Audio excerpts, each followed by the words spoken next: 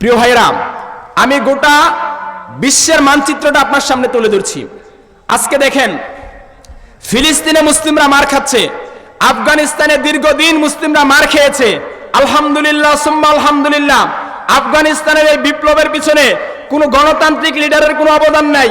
ওই আফগানিস্তানে দীর্ঘ 20 বছর সংগ্রাম শেষ করার পর মার্কিন সৈন্যরা তারা মোল্লাদের হাতে নিজেদের অপারগতা স্বীকার করে আফগানিস্তানের মাটিকে মোল্লাদের হাতে ছেড়ে দিয়ে আমেরিকা চলে গেছে। কথা বলেন ঠিক কিনা? সুতরাং প্রিয় ভাইরা, আমাদেরকে মনে রাখতে হবে, আমরা গোটা বিশ্বের মুসলিমরা একটা দেহের মতো। কয়টা দেহের মতো? একটা দেহের মতো। প্রিয় ভাইরা, প্রথমত আমি আপনাদের সামনে একটা জিনিস ক্লিয়ার করি, আমাদের পরিচয় কি। আজকে আমাদের মাঝে অনেক ভাগ, কেউ আহলে হাদিস, কেউ হানাফি, কেউ শাফি, কেউ কাদরিয়া, কেউ নকশবন্দিয়া, কেউ সিস্তিয়া, কেউ মুজাদ্দিদিয়া, কেউ রহমানিয়া। আছে না নাই? আছে। প্রিয় ভাইরা, মুসলিমদের মাঝে এতগুলো ভাগ চলবে না। আমাদের একটাই পরিচয়, শুধুমাত্র কেবলমাত্র আমরা কি বলেন তো? মুসলমান। আমরা কি মুসলমান? এই পরিচয় আমি দেই নাই, আল্লাহ সুবহানাহু ওয়া তাআলা দিয়েছেন। আল্লাহ সুবহানাহু ওয়া তাআলা সূরা ফুসসিলাত, ভালো করে শুনুন আমাদের পরিচয় কি। সূরা ফুসসিলাতের 41 নম্বর সূরার 33 নম্বর আয়াত আল্লাহ সুবহানাহু ওয়া তাআলা বলছেন, ওয়ামান আহসানু কাওলাম মিম্মান দাআ ইলাল্লাহ ওয়া আমিলা সালিহান ওয়া ক্বালা ইন্নানি মিনাল মুসলিমিন। আল্লাহ সুবহানাহু ওয়া তাআলা বলছেন, তার কথার চেয়ে আর কার কথা উত্তম হতে পারে? তার কথাই সর্বোত্তম, যে ব্যক্তি নিজে আমলে চলে করে মানুষকে আল্লাহর পথে আহ্বান করে এবং নিজেকে মুসলিম বলে পরিচয় দেয়। বলেন সুবহানাল্লাহ। এই আয়াত থেকে বোঝা গেল আল্লাহর কাছে ওই ব্যক্তির কৌল, ওই ব্যক্তির কথাই সবচেয়ে উত্তম যে ব্যক্তি নিজেকে মুসলিম বলে পরিচয় দেয়। কথা বলেন ঠিক কিনা?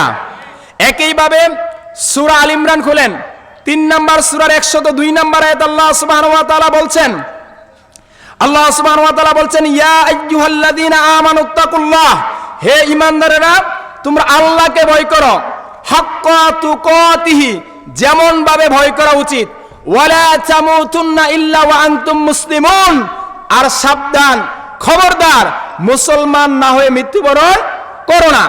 এই আয়াত থেকেও বোঝা গেল আমাদের পরিচয় কি। সবাই কথা বলেন, আমাদের পরিচয় কি? মুসলমান, মুসলিম আমাদের পরিচয়। শুধু এখানেই শেষ নয়, আল্লাহ সুবহানাহু ওয়া তাআলা আরো বলছেন। কি বলছেন?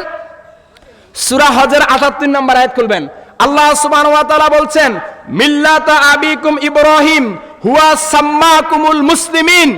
আল্লাহ সুবহানাহু ওয়া তাআলা বলছেন, মিল্লাতা আবিকুম ইব্রাহিম, এটা তোমাদের পিতার মিল্লাত, আর তিনি তোমাদের নাম রেখেছেন মুসলমান। বলুন সুবহানাল্লাহ। সন্তানের নাম রাখে কে? সবাই কথা বলেন, সন্তানের নাম রাখে কে? পিতা। আর মুসলমানদের জাতির পিতা কে? ইব্রাহিম আলাইহিস সালাম। আর ইব্রাহিম আলাইহিস সালাম আমাদের নাম রেখেছেন মুসলমান। সুতরাং আমাদের পরিচয় কি? আমি এই 3টা আয়াত থেকে প্রমাণ করলাম যে আমাদের পরিচয় কি? মুসলমান। এবার আসেন, জীবনে মরণে সব জায়গায় আমাদের পরিচয় একটা মুসলমান। আবু দাউদের 4779 নম্বর হাদিস, যে হাদিসটা আপনারা সকলে জানেন, একজন মানুষ যখন মারা যায় তখন কবরে রাখার পরে তাকে কয়টি প্রশ্ন করা হয়? 3টা। এর মধ্যে একটা প্রশ্ন হচ্ছে, ওমা দিনুক, তোমার জীবন ব্যবস্থা কি ছিল? আমাদের জীবন ব্যবস্থার নাম কি? সবাই কথা বলেন, আমাদের জীবন ব্যবস্থার নাম কি? ইসলাম। যে মানে তার নাম মুসলমান। সুতরাং বোঝা গেল দুনিয়াতে জীবনে মরণে কবরে সব জায়গায় আমাদের একটা পরিচয়। সেটা কি বলেন তো?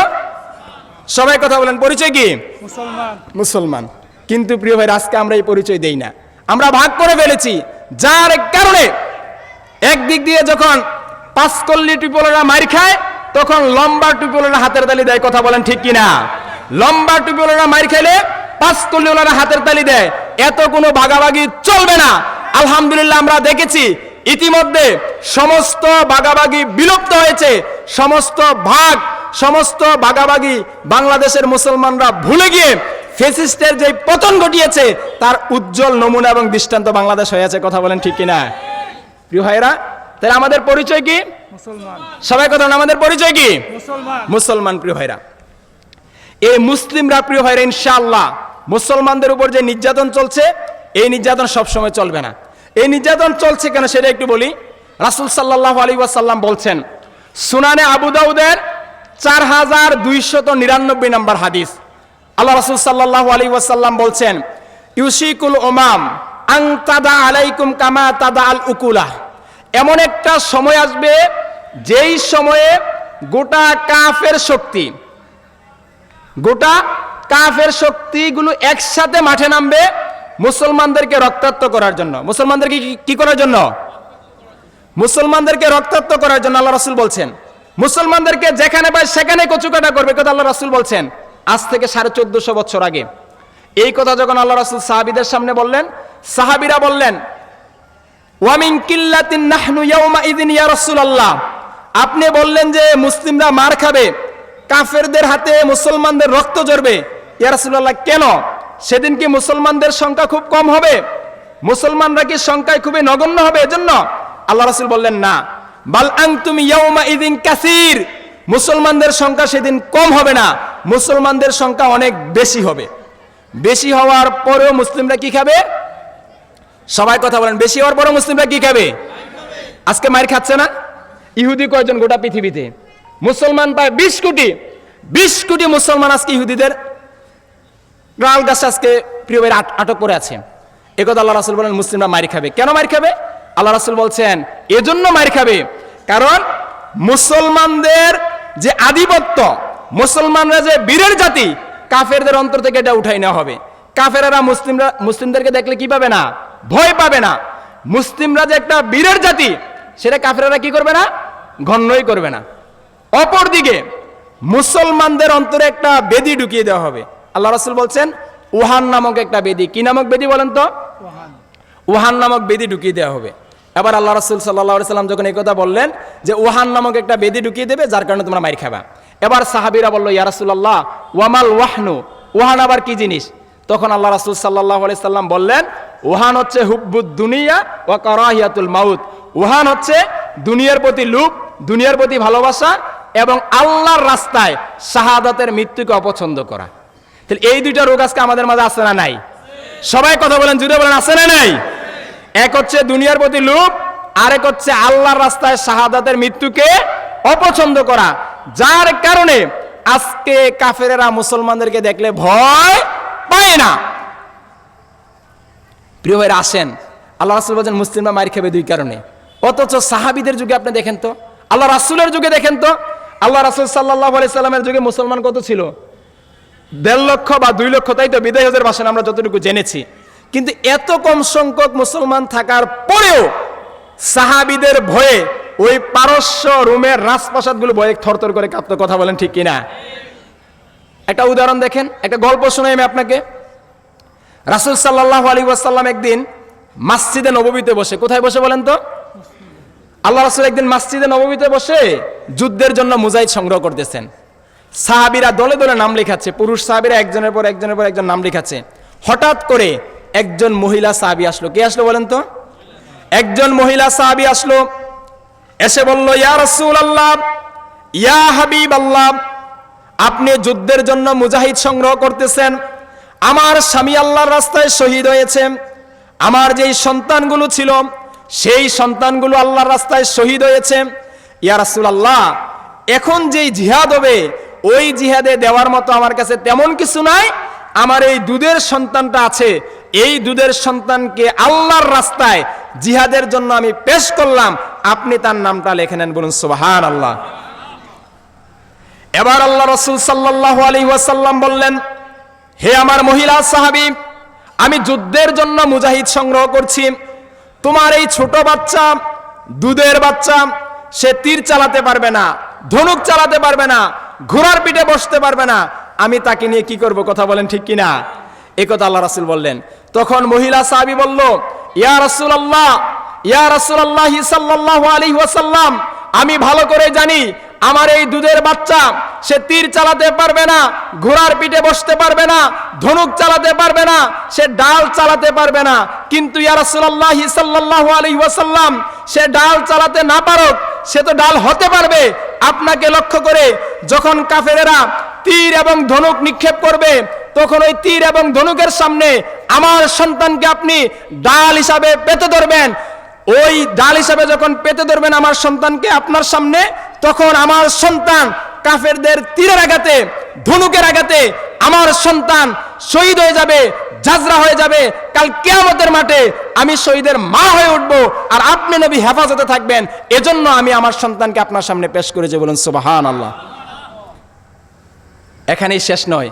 এই যখন অবস্থা, ওই মজলিসে রোমের একজন গোয়েন্দা ছিল। রোমের গোয়েন্দা তাৎক্ষণিক রোম সম্রাটের কাছে চলে গেল।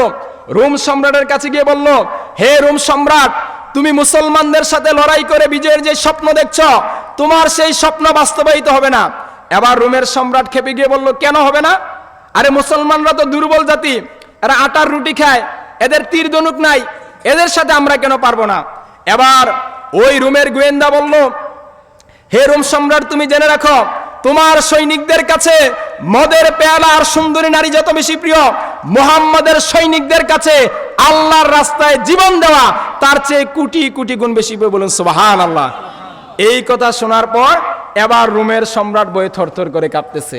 তাহলে আমার কথা হলো, একজন নারী শুধু সিদ্ধান্ত নিয়েছিল, একজন মুসলিম মহিলা সাহাবী বলেছিল যে আমি আমার সন্তানকে আল্লাহর রাস্তায় পেশ করেছি, সে শহীদ হয়ে যাবে, কাল কিয়ামতের মাঠে আমি শহীদের মা হয়ে উঠব। এই কথা শোনার পর রোমের সম্রাট বয়ে থরথর করে কাঁপছে।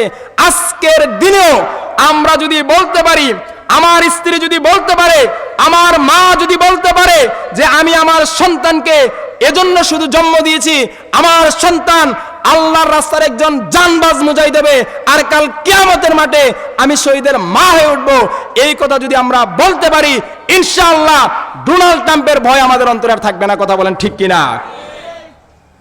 প্রিয় ভাইরা, ডোনাল্ড ট্রাম্প যখন নির্বাচিত হলো, অনেকে তাই না ভয় দেখাচ্ছে যে এই করবে সেই করবে। আরে ভাই, পৃথিবীতে যত যুদ্ধ হয়েছে, ইসলামে যত সংগ্রাম হয়েছে, বদর থেকে নিয়ে শুরু করে একেবারে আপনি প্রত্যেকটা যুদ্ধের ইতিহাস দেখেন, কোন যুদ্ধে মুসলমানরা সংখ্যা দিয়ে লড়াই, কথা বলেন, সংখ্যা দিয়ে লড়াই করেছে? চলে যান বদরের যুদ্ধে মুসলমানদের সৈন্য সংখ্যা কত ছিল? মুসলমানদের সৈন্য সংখ্যা ছিল 313 জন। অপর পক্ষে কাফেরদের সৈন্য সংখ্যা ছিল কত? 1000 দুর্ধর্ষ ডাকাতদেরকে পরাজয় বরণ করেছে 313 জন। প্রিয় ভাইরা, তাহলে ওখানে কি মুসলমানদের সংখ্যা বেশি ছিল? না প্রিয় ভাইরা, এরকম আরো অনেক ইতিহাস আছে। প্রিয় ভাইরা, মুসলমানরা কখনো সংখ্যার উপর ডিপেন্ড করে সংগ্রাম করে না। যাই হোক প্রিয় ভাইরা, আমার আলোচনার শিরোনাম, মেঘ দেখে তুই করিস নি ভয়, আড়ালে তার সূর্য আসে। মুসলমানদের উপর নির্যাতন আছে না নাই? কথা বলেন, আছে না নাই? আছে প্রিয় ভাইরা। এই যে ফিলিস্তিন, এটা মুসলমানদের ভূখণ্ড ছিল। ইতিহাস, আমি লম্বা এক ইতিহাস নিয়ে আসছিলাম, যেহেতু সময়ের সংক্ষেপের জন্য আমি ওইদিকে যাচ্ছি না। যাই হোক, মুসলমানদের উপর নির্যাতন চলছে প্রিয় ভাইরা, আপনারা ইতিমধ্যে দেখতে পাচ্ছেন বা দেখছেন প্রিয় ভাইরা, এবং এই নির্যাতন চলবে কিয়ামত পর্যন্ত। কিন্তু সর্বশেষ ফয়সালা কি জানেন? ইনশাআল্লাহ সুম্মা ইনশাআল্লাহ, যতই নির্যাতন চলুক, যতই যাই চলুক, শেষ পর্যন্ত বিজয় হবে কাদের? সবাই কথা, কাদের? এতে কোনো সন্দেহ আছে? নাই।